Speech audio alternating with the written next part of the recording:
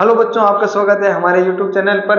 आज कक्षा 10 के लिए मोस्ट इंपोर्टेंट क्वेश्चन है एक्सरसाइज नंबर 7, जिसका नाम है निर्देशांक ज्यामिति। जिसका नाम क्या है? निर्देशांक ज्यामिति। जिसका 100% आपके एग्जाम में छपने वाला क्वेश्चन है। ये हम आपको गारंटी से कह सकते हैं, ये आपके बोर्ड के अंदर आएगा 100%। हाँ, देखिए क्वेश्चन क्या हमारे पास ये कह रहा है, बिंदु ए के निर्देशांक ज्ञात कीजिए जहां ए बी क्या है? वर्त का व्यास है। जिसका केंद्र हमें क्या दिया हुआ? केंद्र का मान दिया हुआ है 2, -3 है तथा बी के निर्देशांक दिया हुआ 1, 4 है। ये देखिए मेरे पास एक क्या है? वर्त है। मेरे पास एक क्या है? वर्त। ये मैंने बना दिया वर्त। क्या गया? ये मेरे पास बीचों बीच इसके अंदर क्या होता है? केंद्र। केंद्र का निर्देशांक क्या? 2, -3। इसी प्रकार एक ने इसको व्यास बना दिया। ये व्यास, इसका नाम दे दिया मैंने ए, इसका नाम दे दिया बी। मेरे को बी के निर्देशांक है 1, 4।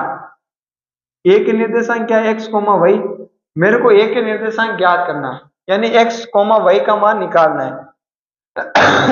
चलो हम इसका नाम दे देते हैं x1, y1। x1 और y1 इसका मैंने नाम दे दिया। अब ये देखिए हम क्या करेंगे, इसके अंदर मध्य बिंदु सूत्र लगेंगे। कौन सा सूत्र लगेंगे? मध्य बिंदु सूत्र। मध्य बिंदु सूत्र से, मध्य बिंदु सूत्र क्या होता है? x बराबर होता है x1 प्लस x2 बटा 2। एक क्या होता है? y बराबर y1 प्लस y2 बटा 2। यानी अगर मेरे पास दो बिंदु दिया तो उसका मध्य बिंदु मैं आराम से निकाल सकता हूँ। और इसके अंदर हमें क्या दिया हुआ है? इसके अंदर एक बिंदु तथा एक मध्य बिंदु दिया हुआ है, तो हम इसका दूसरा बिंदु भी हम आसानी से निकाल सकते हैं। चलो पहले लिखेंगे हम ए के निर्देशांक। अब हम किसके निकालेंगे? बिंदु ए के निर्देशांक। बिंदु ए के निर्देशांक हम ज्ञात कर रहे हैं, तो बिंदु ए के निर्देशांक ज्ञात करेंगे हम क्या लिखेंगे? x बराबर x1 प्लस y1 बटा 2।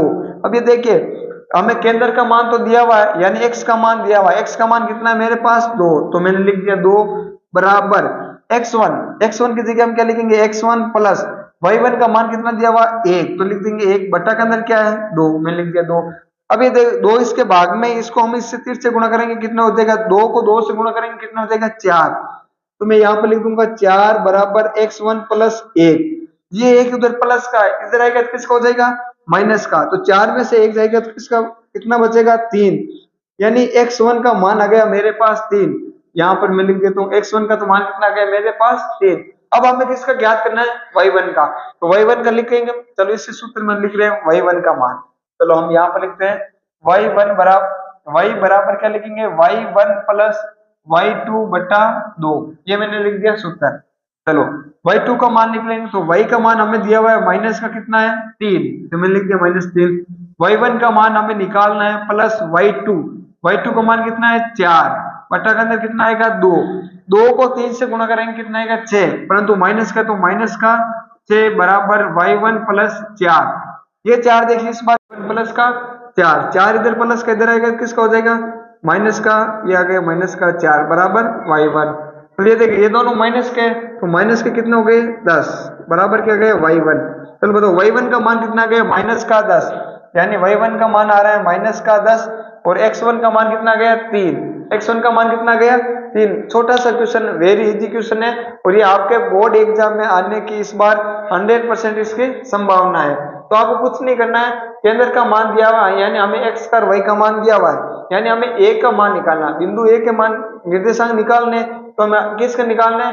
x1 के और y1 के मान निकालना है। इजी क्वेश्चन है, आप आराम से इस क्वेश्चन को कर सकते हैं। Thank you.